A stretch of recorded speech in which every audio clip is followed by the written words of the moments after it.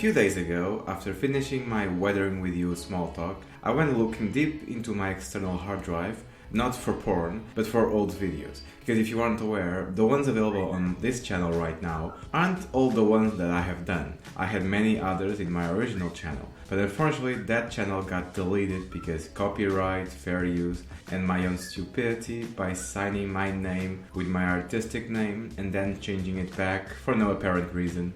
Anyway, so a good portion of those videos are gone. I failed to save them, but others survived. Since around 2016-17, I also started uploading stuff to VidMe, a video sharing website that is currently dead. And after YouTube killed that other channel, I decided to save as many material as I could. And now, since I am trying to create consistency in my upload schedule, like at least one video a week, more if I can, I had an idea. Since I want some of those videos back online, why don't I just do that? They aren't perfect, but I'm proud of them and want to have them available in my current channel. And so that's what I'm going to do.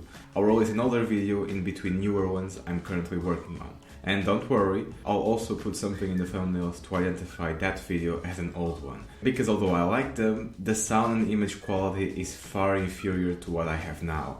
And you don't have to watch videos I did so far back as 2016 if you don't want to. Anyway, enjoy! What's up guys, so I finally got the chance to watch Hell or High Water, and it was good. It's a good solid film that I never want to watch again, but if I had to, it wouldn't be torture. I would just skip 30 minutes into the film when things start to get interesting. So Hell or High Water tells the story of two brothers that are robbing banks in the Texas region of the United States of America. But these brothers are neither hillbillies that rob banks like in cartoons, but they aren't your Ocean's 11 or some other group that has technology to rob banks through hacking and stuff like that. No, they just steal small quantities, enough to achieve their goals, but not enough to have the FBI go after them. Instead, since the FBI doesn't want the case, two Texas Rangers go after the brothers themselves. Jeff Bridges plays the older one, and Jill Birmingham plays his partner. Even though in a film like this, both the robbers and the cops are kind of protagonists, I'm still going to call the characters played by Chris Pine and Ben Foster the real protagonists of the film. Hell or High Water is directed by David Mackenzie and written by Taylor Sheridan. I normally don't mention the writer of the movie I'm talking about, but in this case I feel like I should, because this is the same person that also wrote another movie I watched, and in my opinion a much better film than Hell or High Water, and the film I'm talking about is last year's Sicario, my favorite film of 2015. The reason I wanted to talk about it is because comparing the two movies is something that I was doing for the majority of the time I was watching this film. If you don't know anything about filmmaking, you would say that both movies are just as well made, and then you would say which one you prefer. But if you start watching movies not just to be entertained by them, but to look for the technical aspects of it, to see how well made they are, the different layers they present, unless they suck, in that case they don't have any layers, then it's easy to see why one is better than the other one. This isn't to say that Hell or High Water is a garbage movie. It's not. It's a really good movie. It's extremely well directed, but unlike Sicario or Arrival, or even a film from another filmmaker like this year's It's Only the End of the World, in this movie there wasn't a single thing to tell me that this movie was made by someone with an actual sense of style. It's all very well constructed, but at the same time, if I wanted to find a more subtle meaning in the film, I wouldn't, because it's all very surface level.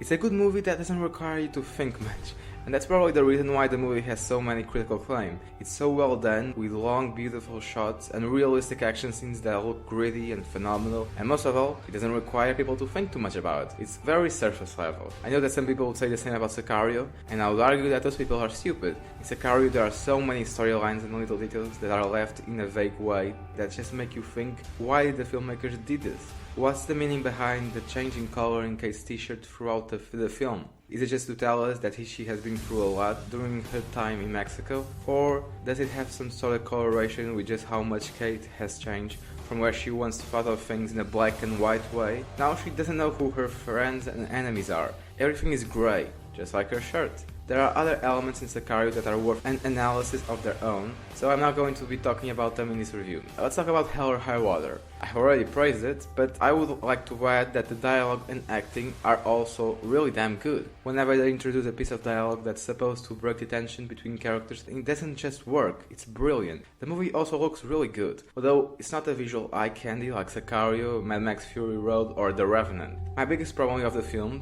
besides being a very surface level movie, is the story. It's not something I was particularly interested in, and the movie didn't do a fantastic job making me care for the story. It just told its story, it was a fine plot, and I just wasn't that invested in it. I told you the movie uses long takes, and it does. For the majority of the runtime, they're amazing, but then, when you pay close attention, you will spot a mistake or two.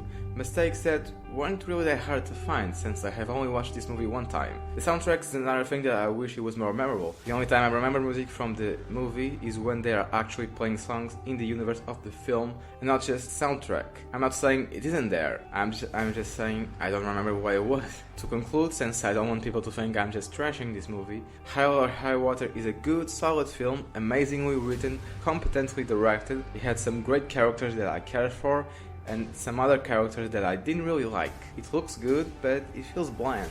Not bland in a generic Marvel movie way, just bland as in there isn't anything in it to make me want to watch it again, and I probably never will.